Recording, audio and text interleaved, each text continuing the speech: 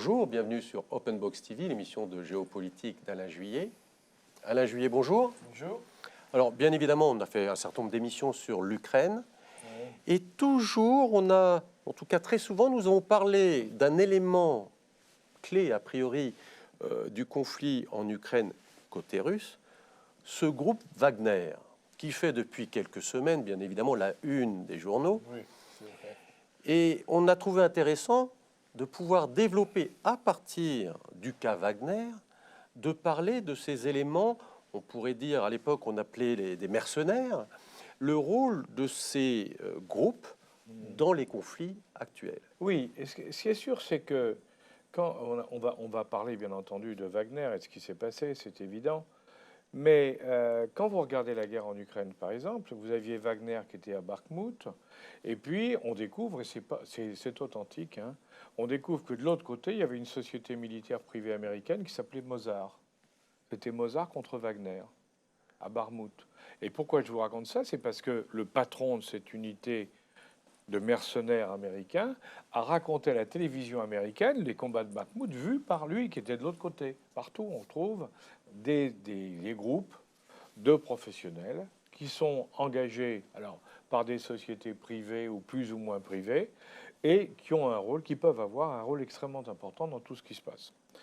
Donc c'est intéressant de regarder ça. Et on, bien sûr, en partant de Wagner, parce que c'est le grand sujet actuel, mais en évoquant aussi, vous verrez, beaucoup d'autres possibilités. Alors pour le faire, j'ai invité quelqu'un que je connais bien, qui s'appelle Éric Dénessé, que je salue ici, qui est le président fondateur du CF2R, du Centre français de renseignement, qui a développé un centre d'études, un think tank, on peut dire, d'études sur le renseignement et le renseignement opérationnel, le renseignement, enfin toutes les formes de renseignement, hein.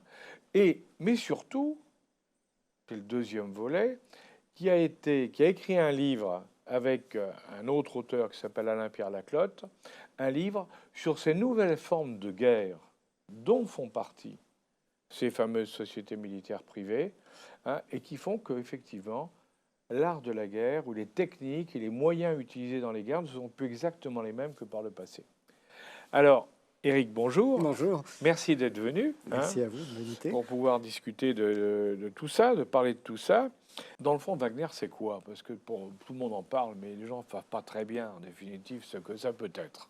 Wagner, c'est d'abord une constellation de sociétés. Il n'y a pas une société Wagner, stricto sensu, qui a des antennes en Russie, qui se bat sur le Donbass, qui intervient en Afrique. En fait, Prigojine, autour de lui, a créé toute une série de petites sociétés qu'on qualifie de manière un peu abusive du nom de Wagner, et qui vont opérer à la fois en Europe, dans la Russie d'Europe, et puis sur l'Afrique. Ce sont autant de sociétés de sécurité, j'ai presque envie de dire qu'il y a de contrats, parce que même pour des questions fiscales et pour des questions d'affaires, il a fait en sorte d'avoir des structures différentes, s'il devait en dissoudre l'une ou l'autre, et aussi parfois pour brouiller les pistes. Donc c'est beaucoup plus une constellation de sociétés militaires privées qu'une société unique, comme on a eu le cas il y a quelques années avec des sociétés américaines, qui a des ramifications partout. Mais c'est la constellation de Prigojine qui est présente sur plusieurs continents aujourd'hui. Le président Poutine a indiqué que Wagner, en définitive, il avait payé Wagner très cher. Donc Wagner, c'était payé par l'État. La problématique, finalement, est la suivante, c'est que les Russes n'ont fait que copier ce qu'ont fait les Américains 10 ou 20 ans avant eux. Depuis la fin de la guerre froide, on s'est aperçu qu'il y a eu un double phénomène, une forme de légalisation du mercenariat, parce que pendant longtemps, les mercenaires n'avaient pas de raison sociale, ils intervenaient de manière tout à fait gratuite et illégale, et les Sud-Africains ont été les premiers à créer ces sociétés militaires privées, notamment Executive Outcomes. Oui, et avec Outcome. Ouais. Voilà, ça a permis d'embaucher les anciens militaires, de leur donner un statut, et finalement, au sens propre, on n'avait plus à faire un mercenariat avec le côté péjoratif du terme qui existait. Les Sud-Africains ont commencé, les Américains ont réagi assez rapidement, d'abord en Bosnie, avec MPRI, où la société MPRI a formé l'armée croate et est intervenue, et les Kosovars. A soutenu les maquis, enfin les gens, les Kosovars, qui étaient en guerre contre le pouvoir central. Absolument. Et alors là, c'était encore une action indirecte, parce qu'on était plutôt dans la formation, dans l'encadrement, dans la fourniture d'armement et de munitions. Et puis très rapidement, avec les conflits en Irak, en Afghanistan et en Syrie, les Américains ont engagé cette fois des unités militaires privées au sens propre, qui, pour certains, ont participé au combat. Pour d'autres, ont fait du renseignement en lieu et place de la CIA ou en soutien de la CIA. Pour d'autres, ont fait de l'escorte des sociétés qui participaient à la reconstruction. On fait de la protection de chefs de guerre afghans ou d'autorités irakiennes travaillant avec les Américains. Donc il y a eu côté américain une véritable diversification des tâches confiées aux sociétés militaires privées, puis surtout une multiplication de ces sociétés qui sont apparues. Et finalement, ipso facto, les Russes ont fini par copier cela en se disant, mais puisque c'est un nouveau mode d'action qui nous permet à la fois de ne pas être accusés de faire du mercenariat, d'éviter de payer des retraites, parce que c'est aussi une des réalités des armées militaires privées, c'est que les hommes qui sont là sont généralement très bien payés, mais le coût des retraites qui existent dans les armées n'est pas porté par les armées, et les sociétés militaires privées ne les portent pas non plus d'ailleurs. Et le troisième aspect, c'est que ça permet, en multipliant les sociétés militaires privées, aux différents États de mener des actions clandestines en brouillant les pistes ou d'engager une société militaire privée quand l'État ne veut pas intervenir directement en soutien des pays étrangers. Donc ça a finalement rempli toute une série de cases. Nous, les Français, on s'était déjà distingués en Afrique, parce que l'époque de Bob Denard, aussi bien au Congo, en République démocratique du Congo, puis ensuite ailleurs, le coup de la tentative de renversement du président au Bénin, le coup des Comores, où il a voulu d'ailleurs, un peu comme Prisogine aussi, il s'est vu un peu chef, à l'époque, le fameux Denard. Nous aussi, on avait mis la main là-dedans, mais ce n'était pas aussi bien formalisé. C'est-à-dire que je n'ai plus la date exacte en tête, mais le Parlement a voté une loi contre les sociétés militaires privées. Oui, absolument. C'est interdit en France. Nous avons des sociétés de sécurité qui travaillent sur le territoire national.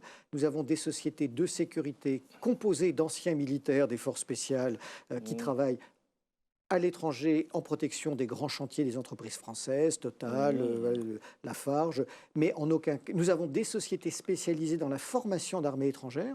Je pense au groupe Défense Conseil International avec les sociétés NAFCO, ERCO, qui forment les gens dans le domaine. Et là, c'est carrément, c'est presque. Ce sont des sociétés étatiques, mais nous n'avons pas stricto sensu de sociétés militaires privées participant à des opérations de combat, parce que la loi française nous l'a interdit.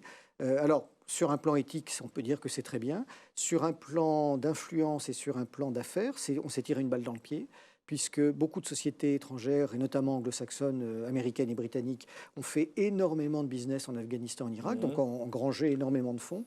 D'ailleurs, en embauchant parfois des opérateurs français quand ils en avaient besoin. Mais il n'y a pas eu de société française qui a eu le droit de créer vraiment des structures militaires privées. Je me souviens de l'affaire de l'océan Indien, à l'époque où il y avait des grands mouvements de piraterie dans l'océan Indien, les bateaux qui se faisaient attaquer par les pirates somaliens.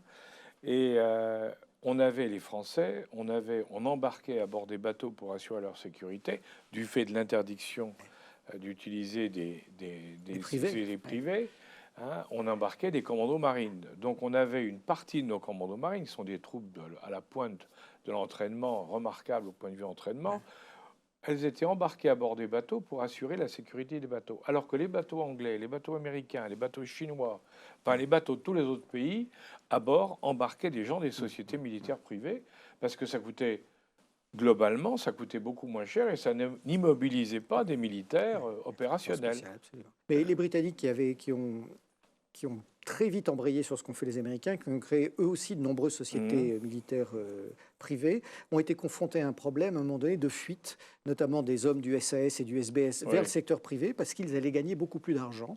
Et ce qui fait qu'ils leur ont autorisé finalement une année de rupture, une année de disponibilité, comme on dit dans la fonction publique, en leur permettant en cours de carrière au SAS ou au SBS d'aller travailler un an dans le privé, pour faire beaucoup d'argent. Mais de revenir pour que les unités ne perdent pas leurs meilleurs hommes et rentabilisent tout l'investissement qui a été fait sur eux en matière d'entraînement. Donc il y a à la fois des vraies problématiques des individus eux-mêmes qui veulent gagner plus d'argent, des États qui veulent éviter de payer des retraites et d'engager leurs forces spéciales, et puis une vraie logique de business aussi de ceux qui ont monté ces sociétés. On est au carrefour vraiment d'une évolution de l'art de la guerre. On les utiliser, ces gens-là, c'est un moyen d'abord d'éviter, quand ils ont des pertes, personne n'en parle. Les morts des sociétés privées, personne n'en parle. Alors quand c'est un usine militaire, le pays est choqué. Et s'il y a trop de militaires tués, le pays a tendance à dire on arrête cette guerre parce qu'elle n'est pas bonne. En Afghanistan et en Irak, je crois que ces militaires privés étaient montés. Il y avait des milliers et des milliers. Que de militaires. Oui. Je crois que c'est en Irak qu'il y avait à un moment, il y avait plus de sociétés militaires, de gens des sociétés militaires privées que de militaires proprement Oui, dits. au fur et à mesure que les troupes américaines Ouais. se retiraient. Par Ouais. contre, ce qu'on a vu, c'est les exactions de ces unités-là et les Ah oui. dérives. C'est ça. Et les dérives, notamment et beaucoup plus du côté américain que de nulle part ailleurs. Les Britanniques en ont fait quelques-unes, mais ce sont surtout les Américains qui ont collectionné une série d'exactions dont on ne parle généralement assez peu, notamment en Irak. Ils ont un jour se sont retrouvés dans des embouteillages sur la place centrale de Bagdad alors qu'ils escortaient, je crois, des transferts de fonds, ont cru être victimes d'une attaque et ont finalement tué plus d'une trentaine de personnes autour d'eux pour se dégager de la, comment dire, de l'embouteillage dans lequel ils se retrouvaient et pouvoir sortir. Il y a eu un nombre de cas de cette Ouais. nature assez important. Ils ont été immédiatement rapatriés aux États-Unis et n'ont jamais été poursuivis en justice alors qu'ils ont tué des dizaines d'innocents. Donc Wagner fait des choses qui sont tout à fait comparables, mais encore une fois, on a tendance à mettre l'accent sur ceux que l'on veut dénoncer, alors que parfois notre propre camp occidental a fait bien pire, et c'est malheureusement la réalité avec les Américains. Le patron de l'armée russe et le ministre de la Défense, Shoigu, ont dit tous les mercenaires de Wagner, enfin les hommes de Wagner, vont maintenant être incorporés dans l'armée. Ce qui veut dire pour eux, salaire de l'armée. Alors évidemment, c'était insupportable parce que là, le salaire était diminué de manière épouvantable, donc un peu supportable. Et du coup, et pour Prigogine, pour leur chef, le problème c'était si on me les enlève, je suis plus ce que je suis. Si on m'enlève mes 25 000 hommes, qu'est-ce que je deviens? Rien du tout. Donc il y a tout un ensemble qui a fait, comme vous avez pu voir, qu'ils ont voulu s'attaquer à l'état-major de l'armée, ça n'a pas marché, et puis et ça s'est arrêté là. Mais avec une spécificité très particulière en Russie, c'est que les Russes supportaient mal d'avoir d'autres Russes qui Oui. refusaient de jouer les mêmes règles que celles de l'armée russe. Parce que on ne rappelle pas assez souvent que dans ce conflit, il y a une multitude d'unités de toute nature face à face. Il y a des Tchétchènes côté russe et des Tchétchènes côté Donbass. Il y a des unités de volontaires internationaux dans lesquelles on va trouver des Français, des Anglais, des Britanniques, des Italiens côté russe comme côté... Oui. Mais l'armée russe accepte plus volontiers les approximations et les comportements non conventionnels d'unités étrangères, qu'elles soient tchétchènes ou syriennes ou, je dirais, ou occidentales, que d'hommes russes qui sont souvent passés par les forces armées russes et qui refusent de se plier à la règle. Et ça a encore rajouté de l'huile sur le feu dans la relation entre Prigogine et Shoigu et l'état-major russe. Il y a d'autres pays. Alors, il y en a un qui, moi, je trouve très intéressant parce qu'on n'en parle jamais. Et pourtant, lui aussi, c'est les Chinois. La Chine.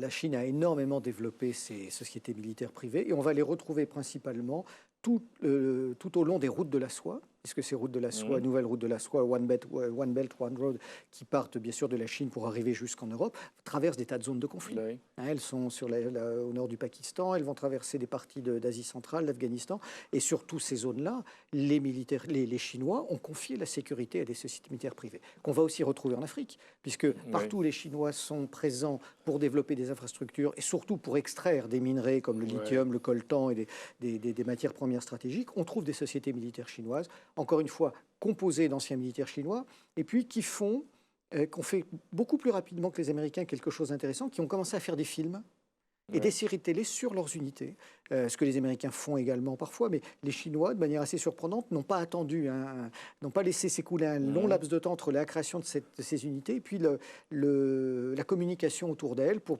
sans doute attirer de nouveaux candidats. En dehors de ça, on sait assez peu de choses sur elles. Enfin, on les identifie très, très facilement, on sait où elles sont. Pour l'instant, elles ne se caractérisent pas encore par des exactions ou des majeures. Et elles restent très discrètes quand elles interviennent. Elles n'ont pas encore défrayé la chronique, à la différence des sociétés militaires privées russes ou américaines. En fait, c'est un véritable outil diplomatique. Mais oui, Sans l'aide, C'est de la diplomatie cachée. Un pays pousse ses pions, mais c'est pas lui. C'est ce qu'avait fait la Russie avec Wagner. Bien il y sûr. a très peu. Mais pour l'instant, les sociétés militaires chinoises ne sont pas rentrées encore dans les opérations de guerre. Peut-être qu'il y a un ou deux événements qui a pu nous échapper, mais elles se comportent encore pour l'instant comme des sociétés de sécurité, même s'ils sont armés. Elles n'ont pas été engagées dans des opérations de combat. Ce que font les Américains. Les Américains et les Britanniques, et les Russes, bien sûr, maintenant, sont des unités qui vont au front, qui sont intégrées aux opérations, ce que ne font pas, bien sûr, pas les Français, ce que ne font pas les Chinois ne le font pas encore. Et vous parliez des films que font les Chinois sur ces unités, mais c'est Wagner qui a lancé un peu la mode, c'est-à-dire que au-delà de cette structure militaire, Wagner, qui est aussi un groupe de communication très puissant, s'est auto-communiqué sur cette puissance, et ça peut faire peur aux ennemis, parce qu'en Ukraine, on disait, tiens, Wagner est en face de nous, on commençait un peu à avoir peur. C'est aussi bien le savoir-faire que le faire savoir. On va essayer de faire peur aux gens d'en face. Et du coup, beaucoup de gens pensent que les forces spéciales britanniques ou israéliennes sont les meilleures du monde parce qu'ils sont capables de communiquer sur ce qu'ils font. La deuxième chose qu'ont fait les Russes et Wagner, comme vous le disiez, c'est finalement de la subversion. Parce que c'est pas de la... Il y a bien sûr un peu de communication, mais c'est de la volonté en montant des groupes de communication qui faisaient effectivement de la guerre de l'information offensive, notamment pour s'attaquer aux positions françaises en Afrique. Et nous ne sommes pas les seuls visés. Et d'ailleurs, on peut se dire que malheureusement, dans le contexte actuel, il est presque de bonne guerre que nous soyons visés, vu les relations que nous avons avec la Russie. Mais il y a eu une vraie entreprise. C'est presque là aussi une autre forme d'action de guerre, mais en tout cas de guerre de l'information, qui a été montée par Wagner. Ce que finalement assez peu d'autres pays ont fait jusque-là. Les Américains le font, mais de manière à travers des grands cabinets de relations publiques, tandis que Wagner a finalement concentré aussi bien les opérations de terrain que les opérations de communication. Quand Wagner est arrivé dans les pays d'Afrique, qu'est-ce qu'il a dit en réalité en Centrafrique ou au Mali? Il a dit au président, voilà, nous venons pour vous protéger. Parce que les Français ont une mauvaise habitude, c'est de virer les présidents quand ils ne leur plaisent plus. Ce qui n'est pas totalement faux. Hein, c'est arrivé assez souvent. Et donc il disait, si vous nous prenez comme garde du corps, en définitive, si nous assurons votre sécurité, on revient à la sécurité, si on assure votre sécurité, vous êtes tranquille, les Français ne pourront pas vous renverser. Et si quelqu'un tente un mauvais coup contre vous, on est là et ça sera réglé. Donc, c'était très tentant pour les gens, sachant qu'effectivement, dans ces pays-là, les relations avec la France n'étaient pas les meilleures, c'est le moins qu'on puisse dire. Ça, c'est le premier point. Et le deuxième point, c'est intéressant sur Wagner, c'est que Wagner, quand le président en question ou la présidente en question disait, mais attendez, c'est bien, vous allez arriver nombreux, mais moi, j'ai pas d'argent pour vous payer, je suis pas riche.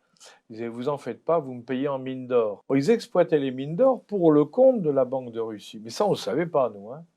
Et on découvre maintenant que Poutine les payait. Hein. Donc c'est Poutine qui mettait l'argent pour les payer, ils n'ont pas les mines d'or.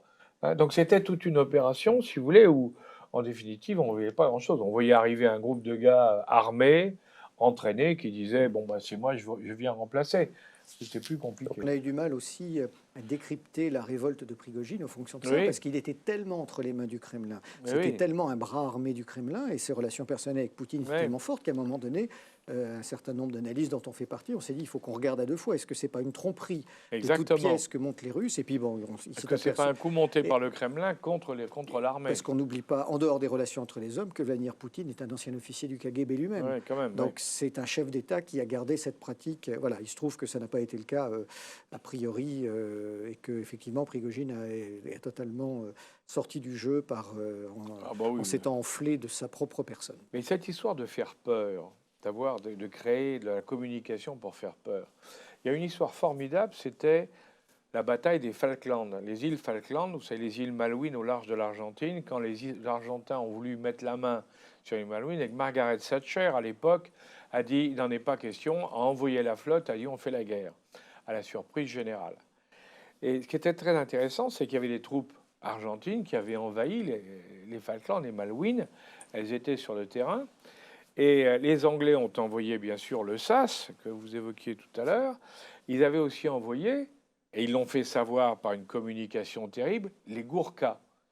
Or, les régiments Gourkhas de l'armée anglaise, ils étaient célèbres. Pourquoi? C'était des guerriers, bien sûr, mais c'est parce qu'ils utilisaient au corps à corps un espèce de coutelas, un couteau grand comme ça, une espèce de truc, et pour évidemment tuer les gens à coups de couteau. Quand les Argentins ont su que les Gourkhas étaient sur l'île, on a eu des replis de troupes argentines qui ont refusé de combattre, alors que les Argentins sont des soldats comme les autres. Ils ont refusé de combattre, pris de panique en disant « mais si les autres arrivent, on va tous y passer à coups de couteau ». Et là, ils ont dit « là, c'est plus la guerre, on s'en va ». La propagande peut être très intéressante. Et ça, c'est là, les Anglais, c'était les rois, hein, il faut bien reconnaître. Hein. Ils ont toujours su communiquer mieux que personne.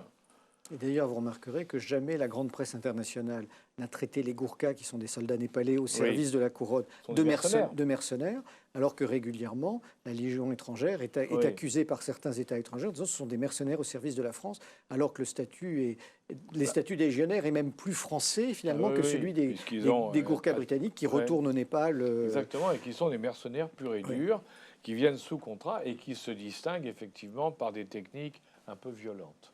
On pourrait parler des Turcs, parce que les gens ne savent pas, mais en Libye, les Turcs se sont distingués aussi. Et en Arménie. En Arménie. Oui, les Turcs ont monté une société, alors il y en a plusieurs, mais il y en a une qui est particulièrement célèbre, qui s'appelle la Sadat, qui est une société militaire privée, que l'on a vu, comme vous le disiez très justement, lorsque la Turquie s'est mise à aider le régime de Tripoli en Libye, et lui a apporté notamment les drones qui ont empêché le maréchal Haftar finalement de mettre la main entièrement sur le pays. Et puis on les a surtout vus dans le conflit intérieur entre le Haut-Karabakh, entre les Arméniens du Haut-Karabakh et de l'Arménie, et puis de l'Azerbaïdjan, et puis après sur des opérations entre les deux États de l'Azerbaïdjan contre l'Arménie. Oui. Qu'est-ce qu'ont fait les gens de la Sadat? D'abord, pendant plusieurs années, ils ont aidé l'armée azérie à se remettre à niveau, puisqu'ils avaient été vaincus par les Arméniens en 1994. Ils ont joué le rôle de conseillers militaires, ils se sont occupés des livraisons, et surtout, pendant le conflit, ils sont allés chercher en Syrie du Nord à la fois des pauvres types et des anciens combattants qui avaient été intervenus pour Al-Nosra ou pour Daesh. Ils les ont transportés sur le front du Haut-Karabakh. Du Karabakh. Ils en ont aussi envoyé en Libye. On en parlera aussi, oui. Ils les ont amenés sur le front du Haut-Karabakh et en faisant, comme vous le disiez tout à l'heure, une guerre de propagande en disant on va mettre sur le front des gens qui sont des anciens terroristes de Daesh qui, de toute façon, vont égorger les gens. Exactement. Donc ça a eu un impact sur les combattants du Haut-Karabakh. Entre autres choses, on sait que l'engouement des Azéris pour ce conflit n'était pas si fort que ça. La population n'avait pas véritablement envie de se battre, même si le gouvernement d'Aliyev était extrêmement nationaliste, a couvert le pays de vidéos, de discours extrêmement bellicistes. Mais voilà, sur un plan militaire, on s'est aperçu que l'emploi des djihadistes au profit de la Sadat n'avait pas nécessairement joué un rôle aussi important que cela. Mais voilà, ça a été un des jeux. Mais on observe depuis quelques temps deux phénomènes similaires. Quasiment depuis le début du conflit, les ambassadeurs d'Ukraine dans les pays d'Afrique, du Moyen-Orient, lancent des appels au recrutement de mercenaires pour aller sur le front, ce qui fait qu'un certain nombre d'ambassades, notamment au Sénégal ou au Maroc, on ne sait pas, mais c'est en cours. Voilà, ont demandé à la délégation ukrainienne de cesser les appels au recrutement. Et puis les Américains sont en train de faire la même chose en cherchant à embaucher des combattants syriens pour les transporter sur le front face à la Russie. Alors en parlant de ces soldats qui font un peu peur, les Tchétchènes, c'est une armée constituée où ils ont l'air un peu libres aussi de mouvement par rapport à l'état-major russe. L'armée de Kadyrov est une armée, on va dire, c'est pas un État, mais c'est quasi étatique. C'est une armée étatique. C'est étatique. Donc il a dit j'envoie mes troupes combattre côté russe. En face de lui, on a toute l'opposition tchétchène à Kadyrov, souvent un peu plus islamiste que lui. Donc là, ce sont des groupes ou des mouvements de rébellion qui ont décidé de se battre contre leurs camarades, contre leurs co-religionnaires tchétchènes. Non, mais du coup, les Tchétchènes sont beaucoup plus obéissants, entre guillemets, enfin, c'est pas le terme, respectent beaucoup plus les règles que leur demande l'armée russe que ne le faisaient les gens de Wagner. Cette privatisation de la guerre qu'on a vu se développer aux États-Unis, elle s'exerce non seulement dans le domaine militaire qu'on évoque aujourd'hui, mais dans le domaine du renseignement. On considère que dans l'enseignement, dans la globalité de la communauté au sein américaine du renseignement au sens large, il y a 100 000 fonctionnaires d'État, civils ou militaires, et 100 000 consultants. Oui.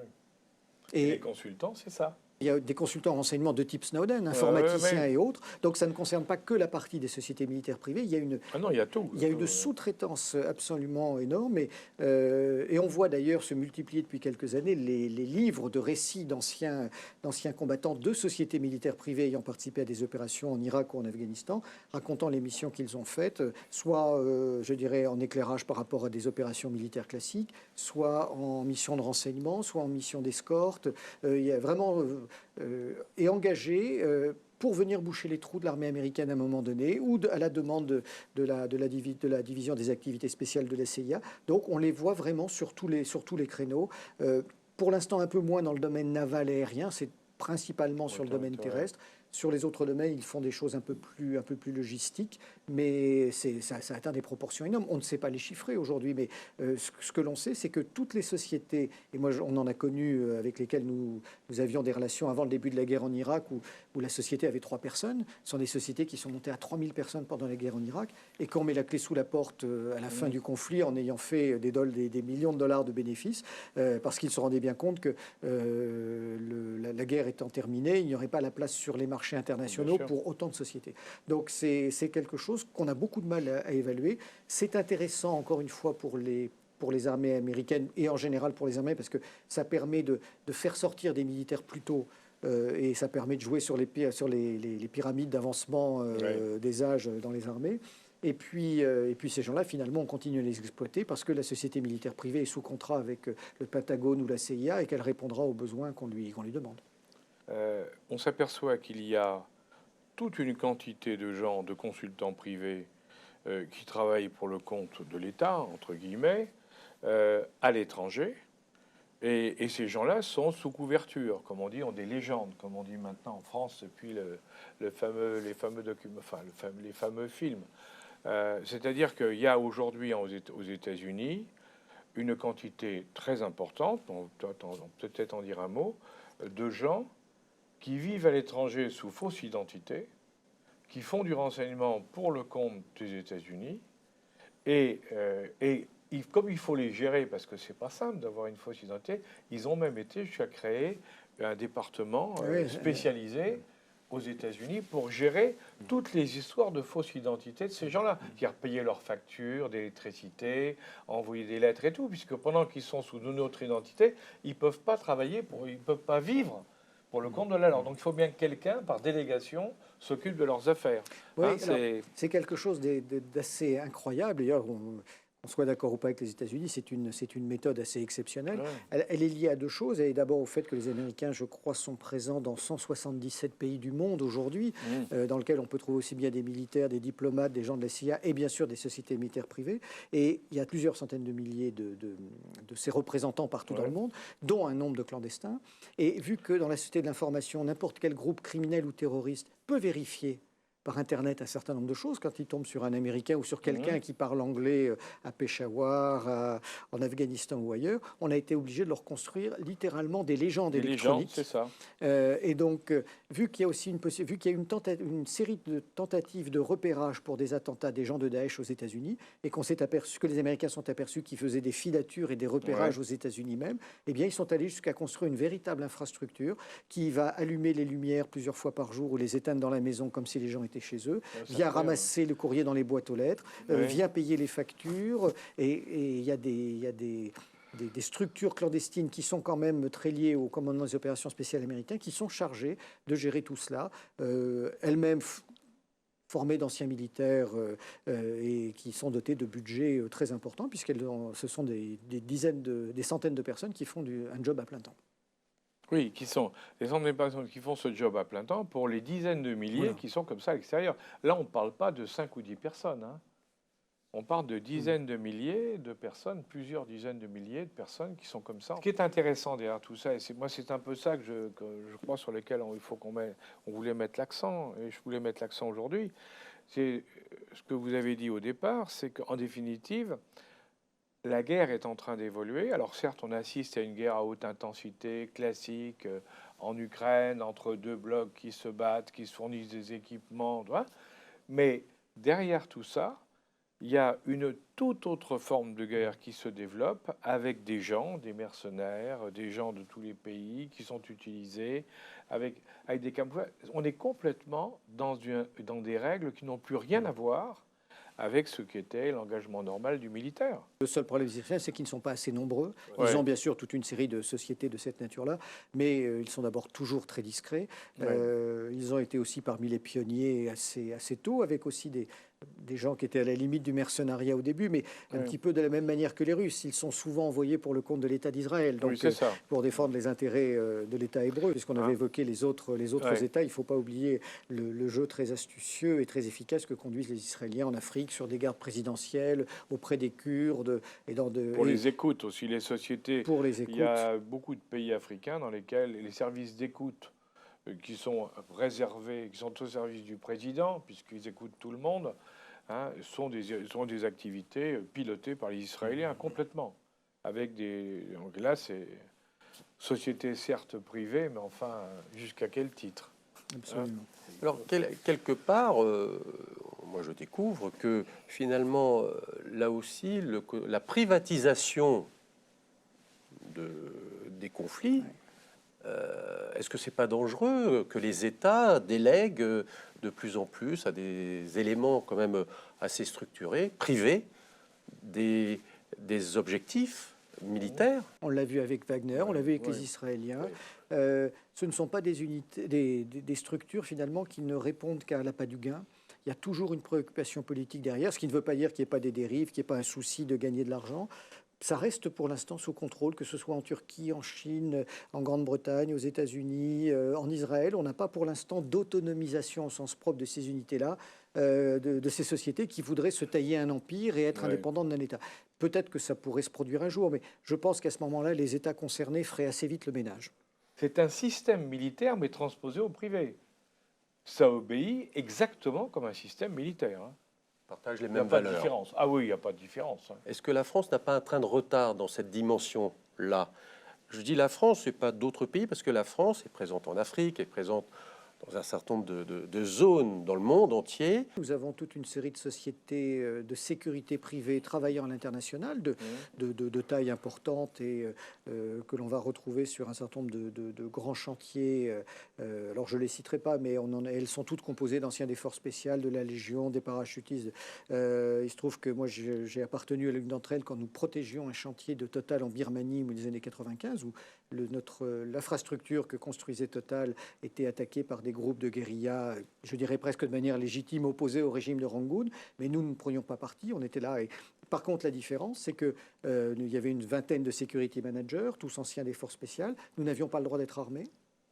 C'est l'armée birmane qui contrôlait la zone. Nous avions des moyens d'évacuation par hélicoptère. On ne faisait finalement que de l'accompagnement des ingénieurs français et du personnel malaisien, philippin qui était là. Bien sûr, un peu de renseignement, c'était mon rôle sur ce genre de mission, mais nous n'avions aucune autonomie vis-à-vis du gouvernement birman. Et surtout, nous ne sécurisions que la société Total et nous n'avions pas de mission pour le compte de l'État français. Le seul moment où on va retrouver d'anciens militaires français armés sur des missions, c'est quand ils travaillent pour des sociétés anglo-saxonnes. Voilà, c'est ça. Voilà, parce qu'à un moment donné, Alors là, les Anglais sont armés. Oui. voilà, et les Anglais se disent, quand ils interviennent sur des pays francophones, d'Afrique principalement, ils ont besoin d'avoir dans les équipes des gens qui parlent couramment le français. Voilà. Ils en ont assez peu en Grande-Bretagne, et donc ils font appel à toute une série d'anciens opérateurs français qui viennent remplir cette mission.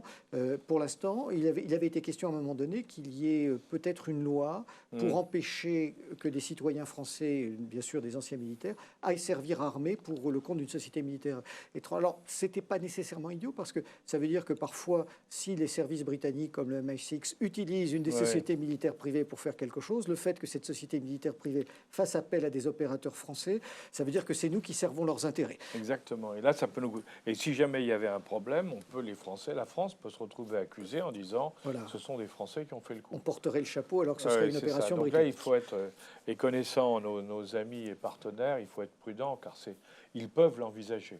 Éric, je crois qu'on a fait un bon balayage, hein, c'est le moins qu'on puisse dire, de cette affaire. Et je pense que pour nos auditeurs, je pense qu'après cette émission, ils comprendront mieux ce que sont les sociétés militaires privées, commençant par Wagner, mais en découvrant probablement pour beaucoup d'entre vous que c'est quelque chose qui est pratiqué dans le monde entier, avec, on peut dire, un certain succès, c'est le moins qu'on puisse dire, hein, et que c'est quelque chose qui va durer, parce que comme ça vient d'être dit par notre invité d'aujourd'hui, c'est un besoin, c'est une nouvelle forme de guerre qui s'est développée et qui pour le moment donne satisfaction.